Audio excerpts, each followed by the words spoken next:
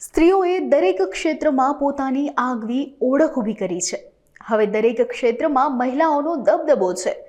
નાનામાં નાના કર્મચારીથી લઈ રાષ્ટ્રપતિ સુધીના દરજ્જાઓ મહિલાઓ દીપાવી રહી છે.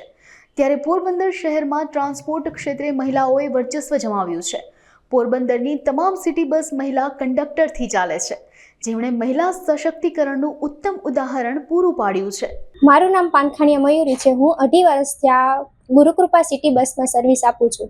હું અહીંયા કંડક્ટરનું પણ કામ કરું છું ને પ્લસ ઓફિસ પણ સંભાળીએ છીએ અમે, અને અમારી સર્વિસ અહીંયા બેસ્ટ છે.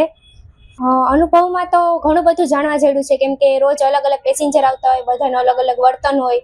અમુક બહુ ખીજવાળા હોય છે, અમુક વૃદ્ધ આવે છે, અમુક વિકલાંગ આવે છે. બધાને બેસ્ટ સર્વિસ મળે, એ બધાને આગળ જતા વાંધો ના આવે. કંઈ પણ ઓલા વિકલાંગ હોય એ શાંતિથી મુસાફરી કરી શકે તે માટે.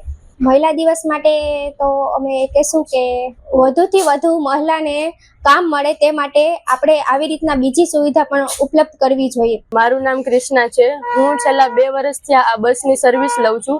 હું અહીંયા પોલિટેકનિકમાં ભણું છું.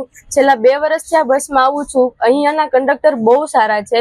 બધી જ રીતે તમને ટિકિટ કાપવી માટે મદદ કરે, તમને સ્ટોપની ખબર ન હોય તો તમને જાણ કરે છે, અને કાંઈ પણ તમારે જરૂર હોય તો બધી જ રીતે મદદ કરે છે. આથી હું ખુશ છું કે અહીં પોરબંદરમાં મહિલા કંડક્ટર તરીકે રાખવામાં આવેલા છે, જેથી કોઈ પણ મહિલાઓને ગમે ત્યારે કંઈ પ્રોબ્લેમ ના આવી શકે. Thank you. મારું નામ જયેશ જાડેજા છે. હું પોરબંદર સિટી બસ ગુરુકૃપા સર્વિસમાં જોબ કરું છું, ને અમારે પોરબંદર મહાનગરપાલિકામાં 13 બસ કાર્યરત છે, ને એમાં 13 બસમાં 23 મહિલા કંડક્ટર અમે રાખેલી છે.